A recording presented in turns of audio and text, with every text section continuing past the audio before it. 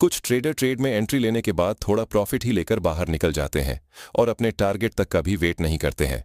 तो कुछ ट्रेडर एक ही ट्रेडिंग मार्केट में भी बड़ा लॉस कर देते हैं और इसका रीजन ये है कि वो लॉस को तो होल्ड कर लेते हैं लेकिन वो प्रॉफिट को होल्ड नहीं कर पाते हैं, क्योंकि उन्हें डर होता है कि ये प्रॉफिट भी लॉस में न बदल जाए और वो छोटा प्रॉफिट ही लेकर निकल जाते हैं, जिससे जिस दिन मार्केट में अच्छा मूवमेंट आता है और बड़े पैसे बन सकते थे उस दिन वो लोग छोटे पैसे ही बना पाते हैं। और कुछ ट्रेडर तो ट्रेडिंग मार्केट में भी लॉस कर देते हैं। तो आज के इस वीडियो में हम लोग सीखेंगे कि कैसे अपने विनिंग ट्रेड को होल्ड करें। तो इस वीडियो को लास्ट तक देखना। जब आपका ट्रेड प्रॉफिट में होता है तो आपका दिमाग कहता है बस अब बेच दो, प्रॉफिट बुक कर लो। लेकिन कई बार स्टॉक और ऊपर चला जाता है और आप बड़ा मुनाफा चूक जाते हैं। उदाहरण के लिए मान लीजिए आपने रुपए 100 पर एक स्टॉक खरीदा, वो रुपए 120 पर पहुंचा और आपने बेच दिया, लेकिन बाद में वो 150 रुपए तक गया। अगर आपने होल्ड किया होता तो आपका प्रॉफिट दोगुना हो सकता था। तो सवाल यह है, विनिंग ट्रेड को होल्ड कैसे करें? यह है निफ्टी का 5 मिनट टाइम फ्रेम का चार्ट और ये एक अपट्रेंड मार्केट है जिसमें प्राइस हायर हाई बनाते हुए ऊपर जा रहा है। इसमें मुख्य रूप से 3 प्रकार के ट्रेडर आते हैं। पहला ट्रेडर ए जो इतने अच्छे मार्केट में भी छोटा प्रॉफिट करते हैं। दूसरा ट्रेडर बी जो इतने अच्छे मार्केट में भी लॉस करते हैं। तीसरा ट्रेडर सी जो इस पूरे मूव को कैप्चर करता है और अच्छा प्रॉफिट जनरेट करता है। तो चलिए जानते हैं इन तीनों ट्रेडर की स्ट्रेटजी, जो आपके लिए जानना बहुत जरूरी है क्योंकि इससे आप अपनी गलतियों को सुधार सकते हैं और एक प्रॉफिटेबल ट्रेडर बन सकते हैं। तो सबसे पहले जानते हैं ट्रेडर ए की स्ट्रेटजी। ये ट्रेडर अपने सेटअप को देखकर ट्रेड में एंट्री तो बना लेते हैं और अपना स्टॉप लॉस और टारगेट सेट कर देते हैं, और जब प्राइस उनके डायरेक्शन में बढ़ता है तो उन्हें छोटा सा प्रॉफिट दिखने लगता है। लेकिन जैसे ही मार्केट पुल बैक लेता है और रेड कैंडल बनती है, उन्हें डर लगने लगता है कि जो छोटा सा प्रॉफिट हुआ है वो कहीं लॉस में न बदल जाए, इसलिए वो ट्रेड से जल्दी एग्जिट हो जाते हैं।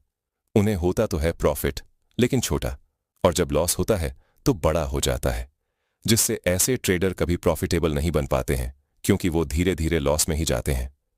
ये 4 बार छोटा छोटा प्रॉफिट कर लेते हैं लेकिन एक बार के लॉस में सारा पैसा गंवा देते हैं। उदाहरण के लिए मान लो ट्रेडर ए ने निफ्टी के कॉल को 100 रुपये में खरीदा और 110 रुपये पर ही बेच दिया, जबकि स्टॉप लॉस 80 रुपये पर सेट किया था। मतलब लॉस 20 रुपये, प्रॉफिट 10 रुपये। ये रिस्क रिवॉर्ड बहुत ही बेकार है। इससे उनका 2 बार का प्रॉफिट एक बार में ही चला जाएगा, और ऐसा बार बार होने से उनका टाइम खराब होता है, कैपिटल खत्म हो जाता है और वो मार्केट से बाहर हो जाते हैं। अब इसके पीछे के कारण क्या है? पहला, ज्यादा लॉट साइज। कुछ ट्रेडर शुरुआत में ही ज्यादा लॉट से ट्रेड करने लगते हैं, जिससे थोड़ा भी कैंडल का मूवमेंट बड़ा लॉस दिखा देता है। इससे उनकी मानसिकता खराब हो जाती है और वो ट्रेड को होल्ड नहीं कर पाते। दूसरा, सही ज्ञान का अभाव। कुछ ट्रेडर को ये पता ही नहीं होता कि मार्केट कहां तक जाएगा या कितना जाएगा।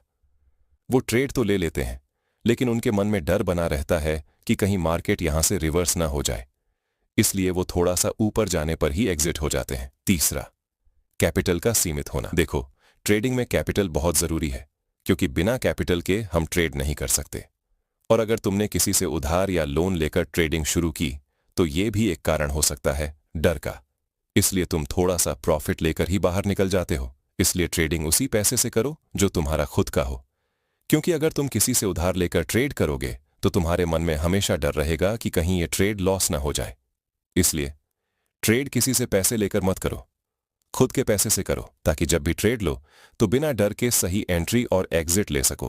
अब बात करते हैं ट्रेडर बी की, जो अच्छे मार्केट में भी लॉस करते हैं। ट्रेडर बी की स्ट्रेटजी। ट्रेडर बी सबसे पहले प्लान तो बना लेते हैं, स्टॉप लॉस और टारगेट भी सेट कर लेते हैं, लेकिन उन्हें ट्रेड लेने में डर लगता है क्योंकि उनके पास कॉन्फिडेंस नहीं होता। वो सही जगह पर ट्रेड नहीं ले पाते। जब कैंडल इनके डायरेक्शन में जाता है तब ये ट्रेड में एंट्री लेते हैं, लेकिन जैसा कि आप जानते हो प्राइस कभी भी सीधे ऊपर नहीं जाता। वो कुछ कैंडल के बाद एक छोटा पुल बैक लेता है, लेकिन ट्रेडर बी वहां एंट्री लेता है जहां पुल बैक आने वाला होता है। इससे उनका स्टॉप लॉस बार बार हिट होता है और उसे बड़ा लॉस हो जाता है, क्योंकि वो कुछ कैंडल के बनने के बाद फोमो से एंट्री करता है। उसे ऐसा लगता है जब मैं ट्रेड लेता हूं तभी मार्केट उल्टा चला जाता है, और जब नहीं लेता हूं तो मार्केट मेरे फेवर में जाता है। लेकिन ऐसा नहीं है। एक इंसान के ट्रेड लेने से मार्केट नहीं मुड़ता। मार्केट को मूव कराने के लिए बहुत सारा पैसा लगता है। जब भी प्राइस बढ़ता है वो छोटे छोटे करेक्शन करता हुआ ही बढ़ता है, लेकिन ट्रेडर बी हर बार कुछ कैंडल के बाद ट्रेड में एंट्री करता है और जैसे ही एक रेड कैंडल बनती है वो डर के मारे एग्जिट हो जाता है और नतीजा एक बड़ा लॉस, क्योंकि उसने कई बार एंट्री ली, हर बार छोटा छोटा स्टॉप लॉस हिट कराया। इसीलिए अगर आप एक प्रॉफिटेबल ट्रेडर बनना चाहते हो तो एक दिन में 10 से 20 ट्रेड लेने से बेहतर है कि सिर्फ 3 लॉजिकल ट्रेड लो और उसमें एक स्ट्रॉन्ग प्लान और सही स्टॉप लॉस सेट करो, जिससे ज्यादा चांस होगा कि आपका ट्रेड सही हो। चलो अब जानते हैं ट्रेडर सी, जो कि एक प्रो लेवल का ट्रेडर है, जिसने बेस पर अपनी एंट्री बनाई और स्टॉप लॉस और टारगेट 1:2 रखा। लेकिन जब उसका टारगेट पूरा होने वाला था तो उसने देखा कि प्राइस हायर हाई बनाता हुआ ऊपर जा रहा है, जिससे उसने टारगेट पूरा होने के बाद भी एग्जिट नहीं किया, क्योंकि चार्ट को देखने के बाद उसे समझ आ गया कि ये एक अप ट्रेंड है और उसने केवल अपने स्टॉप लॉस को ट्रेल किया, जिससे उसने पूरे ट्रेड में ए और बी की तुलना में बहुत अच्छा प्रॉफिट किया, क्योंकि ट्रेडर सी को चार्ट पैटर्न पता था, जिससे उसने ट्रेड को एग्जिट करने के बजाय ट्रेल करना शुरू किया और स्टॉप लॉस को धीरे धीरे ऊपर की तरफ शिफ्ट किया।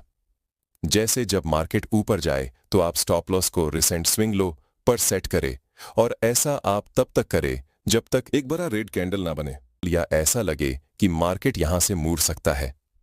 साथ में आप मूविंग एवरेज का भी इस्तेमाल कर सकते हैं, जिसमें आपका ट्रेड जब तक मूविंग एवरेज के ऊपर है आप ट्रेड में बने रहे और मूविंग एवरेज जब ब्रेक हो तो आप एग्जिट कर सकते हैं, जिससे अगर मार्केट रिवर्स भी हो जाता है फिर अभी ट्रेडर सी प्रॉफिट में ही रहता है। और 100 पॉइंट का मूव देने के बाद भी ट्रेडर ए और ट्रेडर बी ने अच्छा प्रॉफिट नहीं बना पाया, वही ट्रेडर सी ने अपने स्ट्रेटेजी से पूरा मूव ट्रेल करते हुए कैप्चर किया और एक अच्छा प्रॉफिट बना लिया। तो चलो जानते हमें क्या करना चाहिए जिससे हम लोग विनिंग ट्रेड को लंबे समय तक होल्ड कर सकते हैं। तो हमें बस कुछ पॉइंट को याद रखना है जिससे ट्रेडर सी की तरह हम लोग एक प्रॉफिटेबल ट्रेडर बन सके। पॉइंट नंबर 1, ट्रेड करने से पहले एक प्लान बनाएं। तय करें कि आपका टारगेट प्रॉफिट क्या है और स्टॉप लॉस कहां होगा। उदाहरण, अगर आपका टारगेट 20% प्रॉफिट है तो 10% प्रॉफिट होने पर घबराकर न बेचें, अपने प्लान पर टिके रहें। इसका मतलब है टारगेट स्टॉप लॉस का दुगना होना चाहिए। पॉइंट नंबर 2, अगर स्टॉक मजबूत अपर ट्रेंड में है यानी लगातार ऊपर जा रहा है तो उसे जल्दी बेचने की जरूरत नहीं है। ट्रेंड आपका दोस्त है, जब तक ट्रेंड ऊपर की ओर है तब तक होल्ड करने की सोचें और ये याद रखें कि प्राइस ऊपर जाने के बाद छोटा सा पूल बैक लेता है। पॉइंट नंबर 3, अगर आपका ट्रेड प्रॉफिट में है तो डर की वजह से जल्दी ना बेचें, अपने इमोशंस को कंट्रोल करें और लॉजिक के आधार पर फैसला लें। Point number 4, trailing stop loss एक ऐसा टूल है जो आपके प्रॉफिट को प्रोटेक्ट करता है और साथ ही स्टॉक को और ऊपर जाने का मौका देता है। उदाहरण, अगर स्टॉक 100 रुपए से 120 रुपए जाता है तो स्टॉप लॉस को 115 रुपए पर सेट करें। अगर स्टॉक और ऊपर जाता है तो स्टॉप लॉस को भी ऊपर करते रहें। जल्दबाजी में बेचने से बड़ा मुनाफा छूट सकता है। पॉइंट नंबर 5, हर छोटे प्रॉफिट को बुक न करें। छोटे छोटे प्रॉफिट के चक्कर में बड़ा मुनाफा न गंवाएं। मार्केट की अफवाहों पर ध्यान न दें, सिर्फ अपने रिसर्च और प्लान पर भरोसा करें। ओवर कॉन्फिडेंस से बचें। अगर ट्रेड प्रॉफिट में है तो ये न सोचें कि ये हमेशा ऊपर जाएगा। अपने स्टॉप लॉस को अपडेट करते रहें। तो दोस्तों, ये थे कुछ आसान टिप्स जो आपको अपने विनिंग ट्रेड को होल्ड करने में मदद करेंगे। याद रखें, ट्रेडिंग में धैर्य और डिसिप्लिन बहुत जरूरी है। अगर आपको ये वीडियो पसंद आया तो लाइक करें और हमारे चैनल को सब्सक्राइब करना ना भूलें। कमेंट में बताएं कि आप अपने विनिंग ट्रेड को कैसे मैनेज करते हैं। अगले वीडियो में मिलते हैं।